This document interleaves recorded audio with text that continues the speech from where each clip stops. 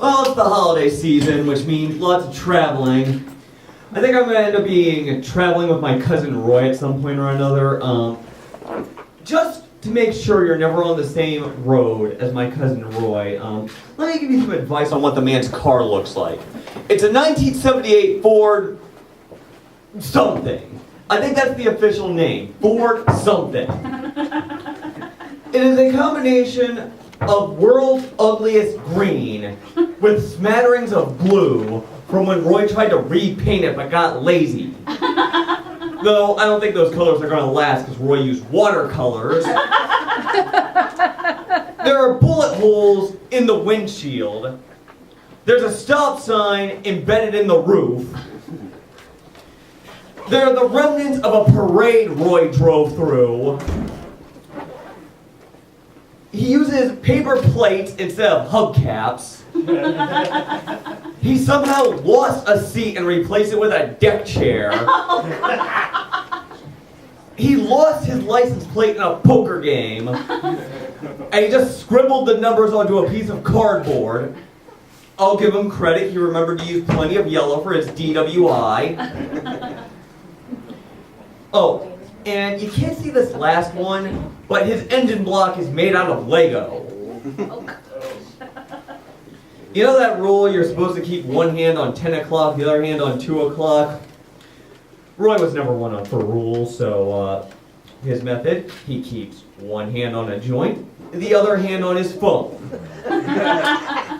I'm sure if Roy had a spare hand, he'd use that for a beer. And if he had another spare hand, he'd probably pound his pork while driving. And if he had a fifth hand, maybe, just maybe, he'd actually steer the damn car. Of course, I've had to pick up some slack on that department because one time when I was driving with Roy, he took a nap. And I do not mean that Roy pulled over. I do not mean that he stopped in a motel.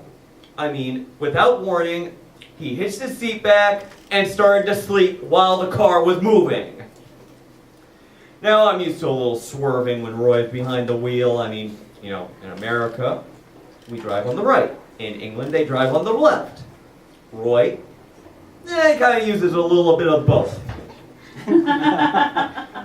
But as I noticed we were veering a little more than usual, I had to look over and I see Roy wasn't at the wheel, which is normally a good thing, but I had to reach over and steer the car like this, and I had to holler at him in instructions like, "Hey Roy, you know, we're on the highway, you can give it a little more gas. Hey Roy, there's that car's stopped, you better hit the brakes. Roy, hit the brakes. Hit the damn brakes!" And we screeched to a stop. I'm puffing, breathing heavily. Roy's like, "God, Alex, I stopped." Yes, Roy, so did my heart. I think one of the other hazards to Roy sleeping on the road is Roy snores. Roy snores like a combination of hideous beasts dying, passing gas, and making love simultaneously. Like, I'm just imagining all these like animals that could in fact be called monsters, like in the woods, you know, doing what they have to, when along comes this great white hunter with a monocle, a pith helmet, and a Snow White handlebar mustache like he's the mayor from the Powerpuff Girls. And he sees these things and he's like, "By Jove, that's the Anthropophagus giganticus! That's the one endangered species. I, Lord Henry Whistlebottom the 31st, haven't shot yet. Salvo, hand me my rifle. I just drank 2 full bottles of brandy and I'm in the mood for some killing. I think I'll put these things out of my misery, and Bob, your uncle, will be back at the Super Adventurers Club by the morn. Everybody's going to be proud of us. Every man jack one of them." So, true story, I got a speeding ticket recently. Well, actually, got a speeding ticket a while ago, but I got a different ticket recently.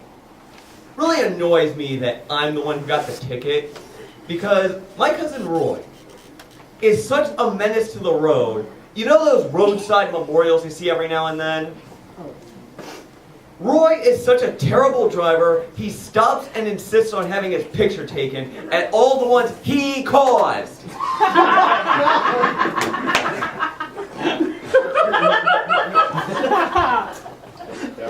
Thousand points. Let it sink in. There you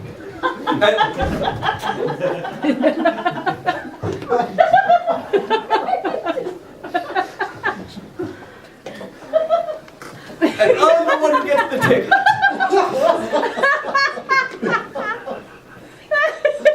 Anyway, cop pulls me over, and he starts treating me like this dangerous criminal.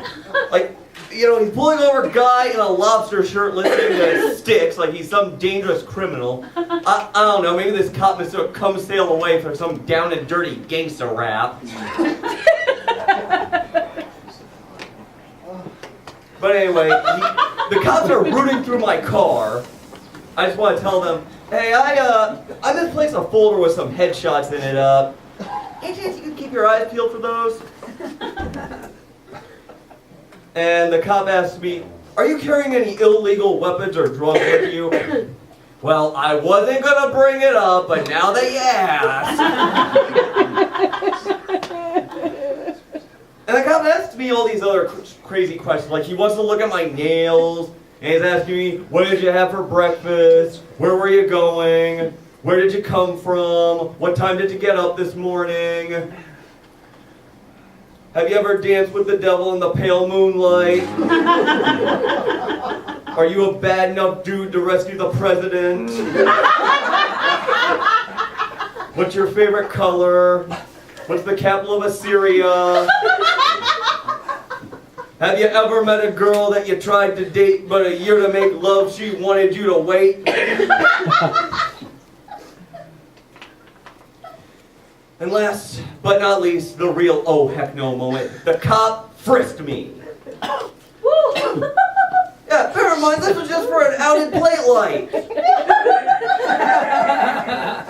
Yeah, I said earlier how non-threatening I look. I saw a couple of weeks ago the cops in a high-speed chase with somebody. I think that's what happens when you have a plate light out and you're black.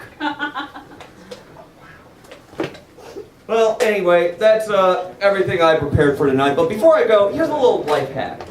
If you eat spicy food, have a glass of milk afterward, and that'll quell the damage.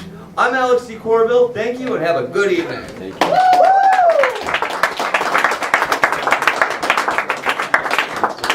Thank you, Alex. We're going to keep the laughter rolling on. And up next, we have Miss